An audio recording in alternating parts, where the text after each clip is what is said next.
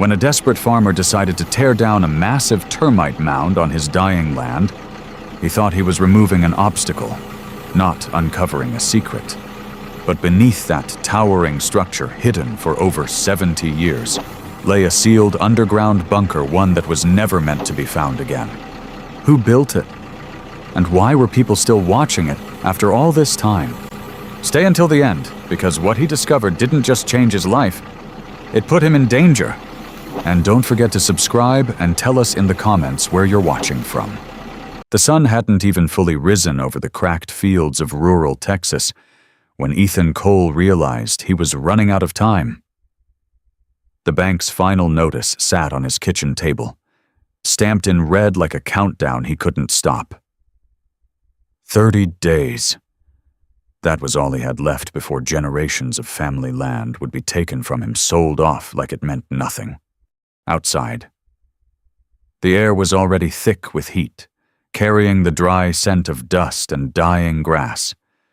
His cattle were thinning, his savings were gone, and in the distance, right in the middle of his unused field, stood the one thing everyone in town refused to touch. A massive termite mound. It rose nearly 12 feet high, twisted, hardened, unnatural. Locals whispered about it, said it had been there longer than anyone could remember, said strange things happened around it at night. Ethan didn't believe in stories. He believed in survival. That mound sat on the only fertile patch of land he had left. If he cleared it, he might still save the farm. If he didn't, everything was over. So that morning, with sweat already dripping down his neck and desperation tightening in his chest, Ethan climbed into his excavator, not knowing that within minutes, he was about to uncover something buried for decades, something that should have never seen the light again. Ethan gripped the controls of the excavator tighter than usual, his knuckles pale under the dust. The engine roared to life beneath him, loud enough to drown out the quiet voice in the back of his mind telling him to stop, to walk away, to leave that mound exactly where it had stood for decades. But desperation has a way of silencing caution. He drove forward. The massive termite mound loomed ahead, casting a long, jagged shadow across the dry field. Up close, it looked even stranger. Its surface wasn't just hardened dirt. It shimmered in places, layered with something darker, almost metallic, like it had been fused together over time. Ethan hesitated, just for a second. Then he slammed the bucket down. Crack! The sound echoed across the empty land like a gunshot. Chunks of the mound broke loose, collapsing in heavy slabs. Dust exploded into the air, coating the windshield, turning the world into a hazy blur. He hit it again, harder this time. The structure shuddered. Not like dirt, not like something dead, like something hollow. Ethan frowned, leaning forward in his seat. What the hell? He muttered. Another strike? This time, the bucket tore deeper into the core, and suddenly, the entire mound seemed to groan. A deep, unnatural sound, like air escaping from somewhere it had been trapped for years or decades. Then, clang! The impact shot up through the machine, vibrating through Ethan's arms, rattling his teeth. Metal? That wasn't supposed to be there. The engine idled as he froze, heart beginning to pound. The field around him fell silent again, as if the world itself was waiting. Slowly, he killed the engine. The sudden quiet felt wrong, too heavy. Ethan climbed down from the excavator, boots crunching over broken clay. Each step towards the shattered mound felt heavier than the last. He knelt near the exposed center, brushing away dirt with his gloved hands. At first, he thought it was just debris, maybe an old drum or farming equipment buried years ago. But then his fingers hit something smooth. Cold. Unnaturally cold. He wiped harder, clearing away layers of compacted soil. And that's when he saw it.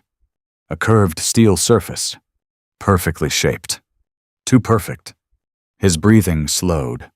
No way. He kept digging, faster now, adrenaline kicking in. More of it emerged, a circular plate, thick, industrial, sealed tight against the earth. Around the edge, faint lettering began to appear beneath the grime. Ethan leaned closer, wiping it clean with shaking hands. The words were worn, but still readable. Property of the United States. Government do not open Site B, 1953. He stared at it. His mind struggled to catch up with what his eyes were seeing. This wasn't junk. This wasn't farm equipment. This was a hatch. Buried. Hidden. Forgotten. Or maybe not forgotten at all. A chill ran down his spine, despite the scorching heat. Why would something like this be here? Why would it be sealed, and why would anyone build something like this under a termite mound? Then it hit him. The mound wasn't random. It had been protecting this for decades. Ethan swallowed hard, glancing over his shoulder at the empty horizon. The land stretched out in every direction, silent, lifeless, watching. He should have stopped right there. Covered it back up, pretended he never saw it. Walked away. But he didn't, because now he needed to know. He rushed back to the excavator, grabbing a crowbar from the side compartment. His hands were already sweating as he wedged the metal into the hatch's handle. It resisted at first, like it didn't want to be opened, like it had been waiting to stay closed. "Come on," Ethan grunted, putting his weight into it. The rusted latches groaned. Then, snap! One gave way. Then the other. The hatch shifted slightly. A faint hiss escaped from the edges, followed by a breath of air that hadn't seen the outside world in over 70 years. It smelled wrong. Metallic, rotten, ancient. Ethan froze. Every instinct screamed at him to stop, to walk away, to forget everything he'd just uncovered. But instead, slowly, he pulled the hatch open. Darkness stared back at him, and somewhere deep below, something waited. The darkness below the hatch didn't just look deep, it felt endless. Ethan stood there, frozen, staring into the black void as if it might stare back. The air rising from below was cold, unnaturally cold, cutting through the brutal Texas heat like a warning he couldn't ignore. He should have walked away, but instead he grabbed his flashlight. "Just a quick look," he whispered to himself, though his voice didn't sound convincing anymore. He tied the flashlight strap around his wrist and lowered himself onto the rusted ladder. Each step down echoed clang, clang, clang, the sound bouncing off unseen walls, swallowed by something vast beneath him. The light above shrank. The world he knew faded. And then, his boots touched the ground. The beam of his flashlight cut through the darkness, revealing steel walls lined with pipes and peeling paint. The space was larger than he expected, far larger. This wasn't just a bunker. It was a facility. Abandoned. Forgotten. Or worse, hidden. Ethan moved slowly, his breath shallow, sweeping the light across the room. Old crates sat stacked against the wall, half buried in dust. A control panel flickered weakly in the corner, wires hanging loose like exposed veins. And then he saw it. A notebook, resting on a metal shelf, untouched by time. He grabbed it, flipping it open. Inside were names, dates, times, written carefully, line after line, like a record that was never meant to be lost. At the top of the page, Duty Log, Site B. Ethan's chest tightened. He flipped faster. The entries stopped abruptly, mid-sentence, in 1958. The last line was scribbled, rushed like someone didn't have time to finish. Evacuation complete. Lockdown ordered. No confirmation from me. It ended there. No signature, no explanation. Just silence. A chill crept up Ethan's spine. What happened here? His voice barely escaped his lips. That's when he heard it. A sound. Soft. Low. A hum. He froze instantly. It wasn't coming from above. It was coming from deeper inside the bunker. Ethan slowly turned his flashlight toward a narrow hallway leading further underground. The beam trembled in his hand, cutting across the darkness, revealing a heavy steel door at the end. Stamped across it in faded paint, B chamber. The humming grew louder. Not mechanical, not steady, almost alive. Ethan's pulse slammed against his ribs. No, that's not possible. He took a step forward anyway. Then another! The air grew colder with each step, thick and damp, carrying a metallic scent that made his stomach turn. When he reached the door, he hesitated. His hand hovered inches from the handle. Something felt wrong. Deeply wrong. Then, click. Behind him. Ethan spun around. The control panel in the main room flickered violently, sparks bursting from the wires. The hum shifted, turning into something sharper, louder, angrier, and then wailing sirens erupted. The sound tore through the bunker like a living thing, loud, metallic, deafening. Red lights exploded overhead, flashing violently, bathing everything in a pulsing glow. Ethan staggered back, heart racing. No! Dust rained from the ceiling. Pipes rattled. The entire structure seemed to wake up around him. This place wasn't dead. It had been waiting. Panic took over. Ethan turned and ran. Up the ladder fast, slipping, nearly losing his grip as the sirens screamed below him like a warning from the past. He burst through the hatch, gasping for air, dragging himself back into the open world. The silence outside hit him like a wall. No wind, no insects. Nothing. Then, headlights! Ethan froze. At the far edge of the field, just beyond the trees, a black SUV sat motionless. Engine running! Watching. His blood ran cold. They know. The realization hit him all at once. This wasn't abandoned. This wasn't forgotten. He wasn't supposed to find this. The sirens below suddenly stopped. Dead silence returned. The SUV's headlights flickered off. And just like that, it was gone. Ethan stood alone in the darkness, chest heaving, staring at the open hatch behind him. The thing he had uncovered wasn't just a secret buried in the ground. It was something people were still protecting. Something dangerous. And now, it knew he had seen it. Ethan didn't sleep that night. Not even for a minute. Every time he closed his eyes, he saw it again, the hatch, the darkness, the red lights flashing like a warning he had ignored, and those headlights watching him from the edge of his land. By 3 a.m., he was sitting at his kitchen table. The same table where the bank notice still lay untouched. But now it didn't feel like the biggest problem anymore. Not even close. Spread out in front of him were the things he had taken from the bunker, the notebook, a few stamped documents, and an old camera he didn't even remember grabbing in the panic.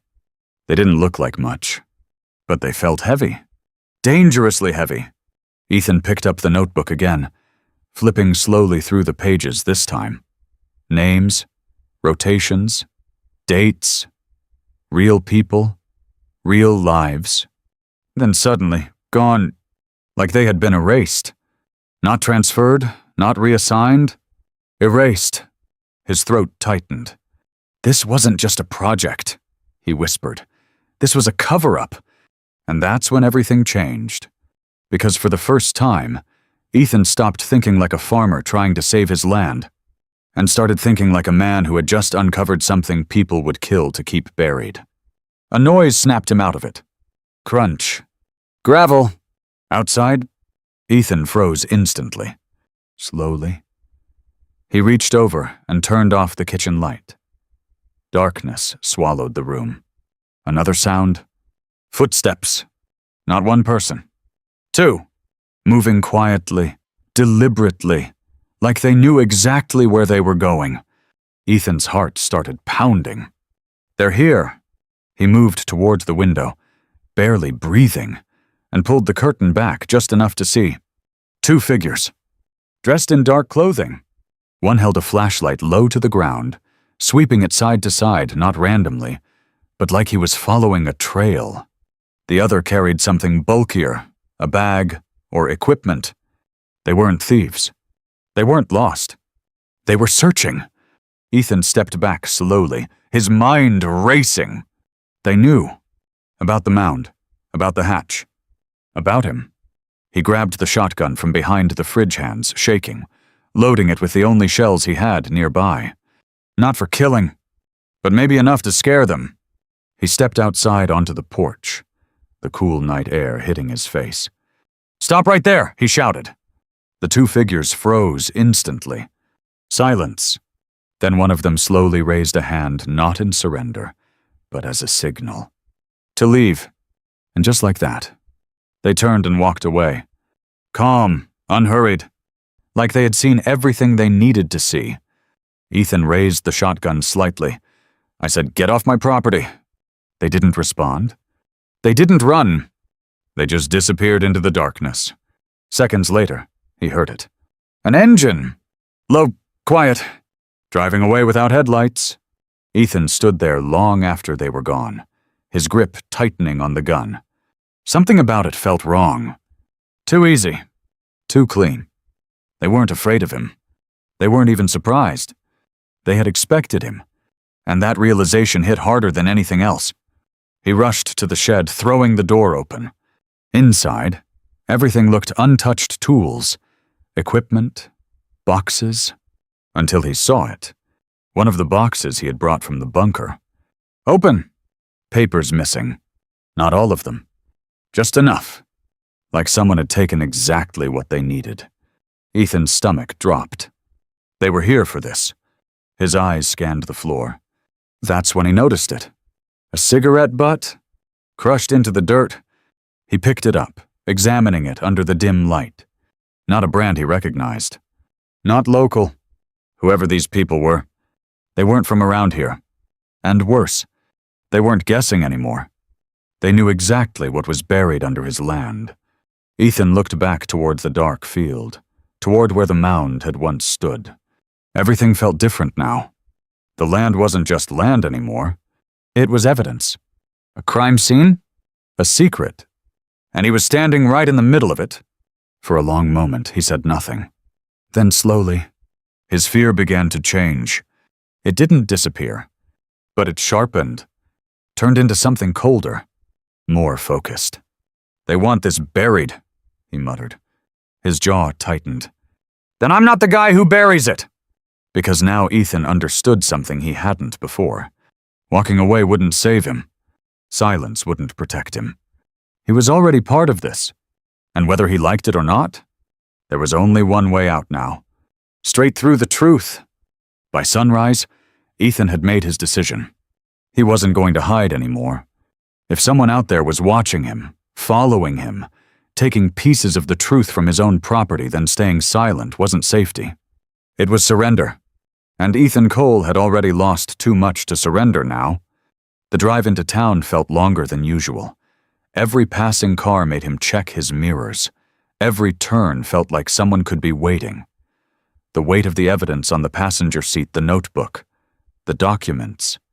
The old camera felt heavier than any load he'd ever carried on the farm. This wasn't just proof anymore. It was leverage. And leverage made people dangerous. He pulled up outside a small, aging brick building with a faded sign. The Ridgeview Chronicle. Inside worked the only person Ethan could think of who might actually care about the truth. Ryan Mercer, a local journalist. Stubborn, skeptical. The kind of guy who chased stories most people were too afraid or too uninterested to touch. Ethan pushed the door open. Ryan barely looked up at first. We're closed for... Look at this. Ethan dropped the documents onto the desk. That got his attention.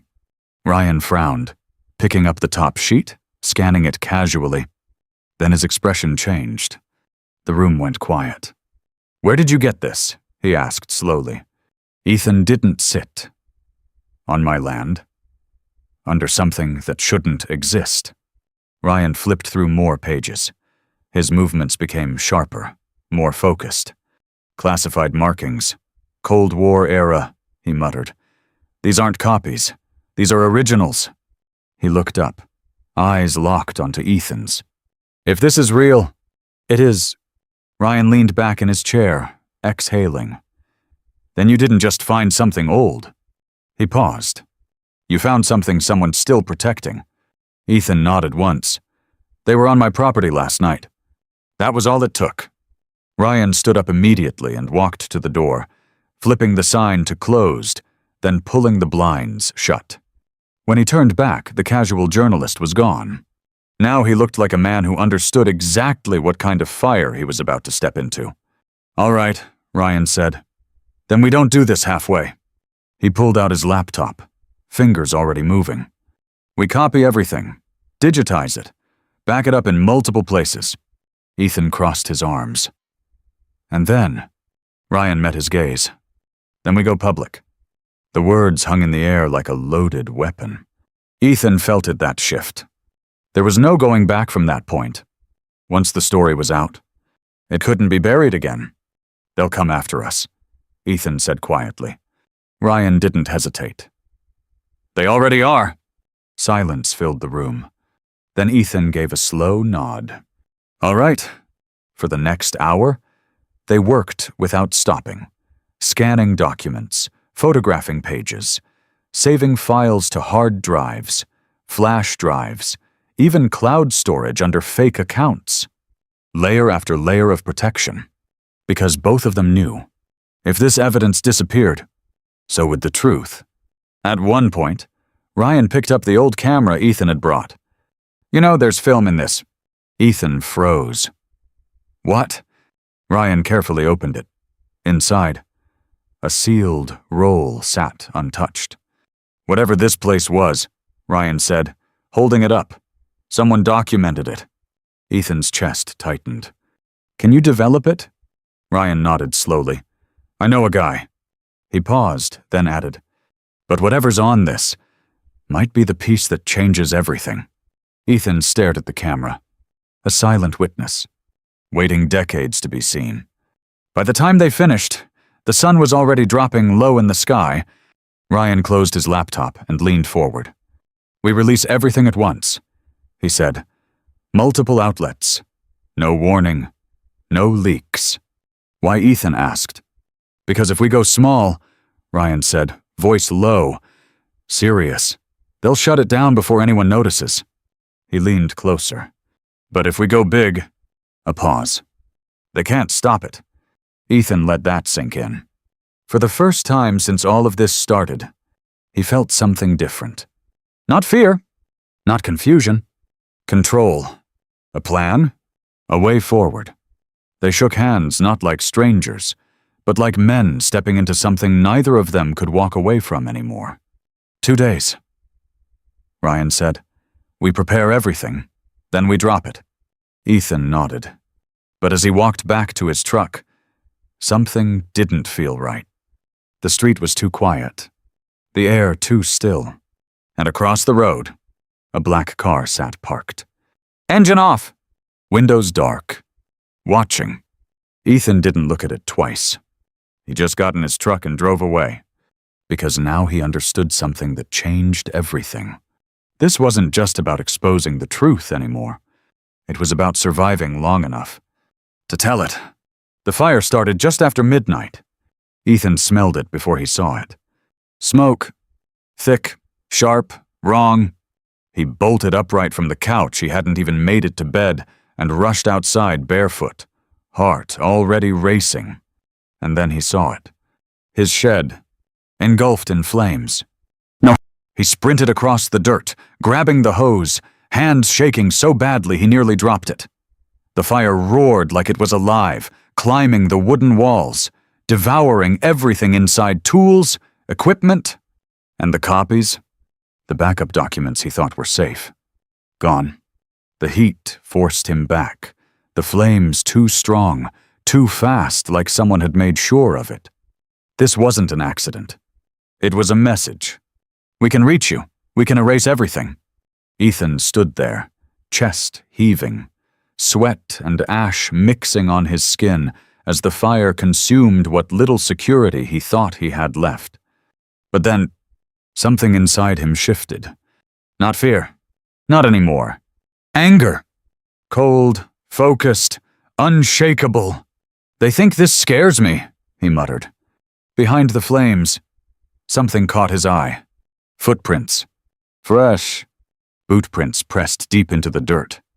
And beside them, a small plastic gas cap. They hadn't even tried to hide it. They wanted him to know. They wanted him to understand exactly what he was up against. Ethan picked it up slowly, staring at it. "Good," he whispered. Because now, it was personal. By morning, the farm looked like a war zone. Neighbors came, asked questions, offered sympathy. Ethan gave them nothing. Just a quiet, "I'm fine." Because explaining the truth sounded insane. And worse, dangerous. Later that afternoon, a courier arrived. No warning, no explanation. Just a sealed envelope. Federal. Ethan didn't even open it right away. He already knew it wouldn't be good. When he finally did, the words hit harder than the fire. Land access restricted. Federal investigation in progress. All activity suspended. His funding frozen. His land controlled. His future taken again. Ethan let the paper fall to his side. They're not just hiding something. He exhaled slowly. They're squeezing me out. Burn the evidence. Take the land. Cut off the money. Erase the problem. Erase him. But they had made one mistake. They thought he would break. That evening, Ethan drove back to the field. To the place where everything started. The destroyed termite mound sat there like a scar on the land. But just beside it, something new had already begun. A smaller mound. Fresh. Wet clay. The termites were rebuilding. Ethan stared at it for a long moment. Then, an idea formed. Slowly, dangerously, brilliantly, he returned to his truck and pulled out a sealed waterproof bag. Inside, the original documents, the tape, the things no one could afford to lose. He walked back to the fresh mound and knelt down, digging carefully into the soft clay. Creating a hollow. Hidden. Natural. Invisible. He placed the bag inside, covered it, smoothed the surface, stepped back. Within hours, the termites would seal it. Within days, it would look like it had always been there. A living vault. Stronger than any lock. Ethan wiped his hands slowly, staring at what he had just done. They won't find it, because no one would think to look there. No one would suspect the one thing everyone ignored. Just like before, that night, Ethan sat alone on his porch, watching the horizon disappear into darkness. Everything had changed. The farm, the fight, him. He wasn't the same man who climbed into that excavator anymore. That man was desperate. This one was dangerous. They wanted silence, he said quietly. A long pause. His jaw tightened. They're about to get the opposite. Because now Ethan understood the truth completely. This wasn't just about saving his land. It wasn't even just about exposing a secret. It was about finishing something that had been buried for decades. Something people had tried to erase. And now, they had forced the wrong man to uncover it. In the distance, beyond the trees, an engine started. Low. Watching. Waiting. Ethan didn't move. Didn't flinch. Because for the first time since this began, he wasn't the one being hunted anymore. He was ready to fight back. The courthouse was already surrounded when Ethan arrived. Cameras, reporters, strangers whispering his name like he was either a hero or a man about to disappear. It didn't feel like victory. It felt like walking into a storm. Ethan stepped out of his truck, the weight of everything pressing down on him, the fire, the threats, the sleepless nights, and the truth that was now only hours away from exploding into the world. At the top of the steps stood Ryan Mercer, sleeves rolled, eyes tired but sharp. It's ready, Ryan said. Once we hit publish, there's no going back. Ethan nodded. There never was. Inside, the courtroom buzzed with tension. On one side sat Ethan and his attorney. On the other two men he recognized instantly. The same ones who had come to his house. The same ones who had smiled like they already owned everything. Now they sat there in suits, calm, controlled, as if this was just another routine day. But it wasn't. Not anymore. The hearing began. Arguments were thrown back and forth, legal terms, property claims, national security excuses designed to shut everything down before it could even begin. They tried to seal the case, tried to silence it, but Ethan's attorney pushed back hard. "If the government claims this land," she said, her voice cutting through the room, "then they must also answer for what they've hidden beneath it for over 60 years. Silence followed. Heavy. Dangerous. The judge hesitated. And in that moment, Ryan pressed send. Phones buzzed. One, then another, then dozens. Reporters looked down at their screens, confusion turning into shock. Headlines spread like wildfire. Secret government site discovered beneath private farm. Cold War project exposed after 70 years. Hidden bunker. Missing records. And a farmer who refused to stay silent. Photos, documents, audio transcripts, everything. Released at once. Unstoppable. The courtroom erupted into chaos. Voices overlapping, cameras lifting, questions firing from every direction. The government's calm facade cracked. For the first time, they weren't in control anymore. Ethan stood still in the middle of it all. Not speaking, not reacting, just watching. Because this was the moment everything changed. The truth wasn't buried anymore. It was everywhere. Then his phone buzzed. A message. Unknown number. Ethan hesitated, then opened it. 3 words. "We have her." His blood ran cold. Another message followed immediately. Alive. Coordinates appeared on the screen. A location just outside town. An abandoned pump station. Ethan's jaw tightened. They're not done. Ryan saw his face. What is it? Ethan looked up, eyes sharper than ever.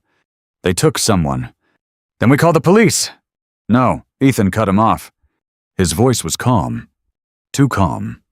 They had their chance to help. A pause. I'm ending this. The drive was fast. Too fast. Dust trailing behind them like smoke from everything that had led to this moment. The pump station came into view rusted, broken, forgotten. Ethan stepped out first. No hesitation.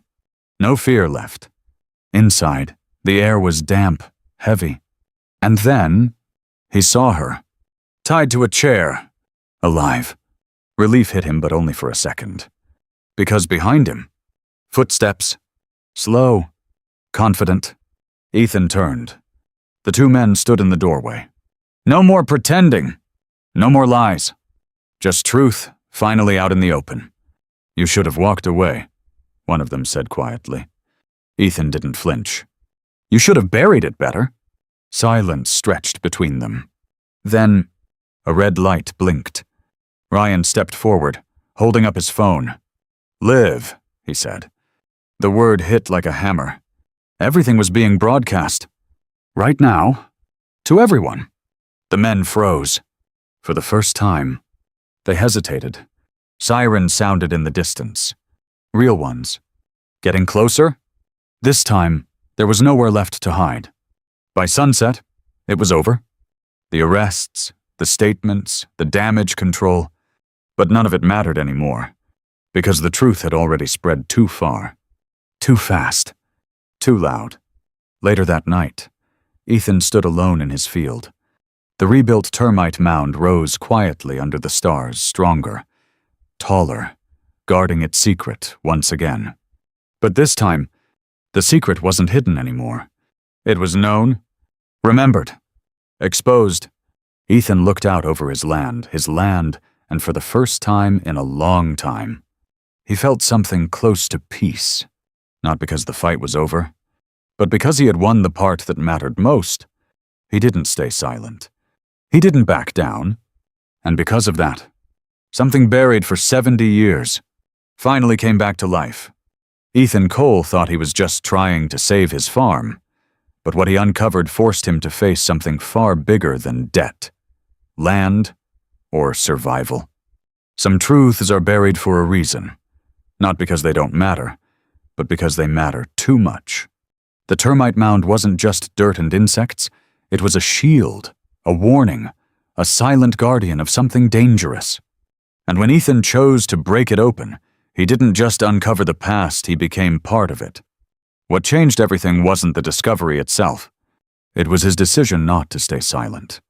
Fear told him to walk away, to forget, to survive quietly. But courage demanded something else. To speak, to expose, to risk everything for the truth. Because in the end, silence protects secrets, but it also protects those who abuse them. And sometimes, the only way forward is to dig deeper even when you know you might regret it. If this story made you think or gave you chills, make sure to hit like and subscribe for more unbelievable real-life mysteries. And I want to hear from you. What would you have done if you found that bunker? Would you walk away or uncover the truth? Drop your answer in the comments below. I read every single one.